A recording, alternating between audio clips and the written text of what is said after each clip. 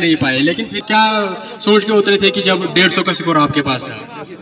Alhamdulillah, and I would like to thanks all the fans and some sponsors, Magro Valley Sports, Zahid Sports and few others. और बाकी जो भी fans आए थे बद्रीवन से, रिंजीपोरा से, बहुत बहुत शुक्रिया अपनी बिजी शेड्यूल निकाल के यहाँ पे क्रिकेट का गेम खेलने हैं। तो अभी आप जो बात कर रहे थे, हम पहले जब हमारा स्टार्ट भी सही था और हमारी बैटिंग लाइनअप हमारे बाद भी, तो हम गियरअप करना चाहते थे उस टाइम पे, तो थोड़ा सा हुआ उसमें वो चीज़। जब आप रन्स के लिए जाते हैं तो उस कहीं में ऐसा हो जाता है, यू लॉस विकेट्स। तो हमारे साथ भी वही हुआ और अपोजिट टीम भी बहुत अच्छा कर रही थी, अच्छे टाइम पे अच्छे विकेट्स लिए।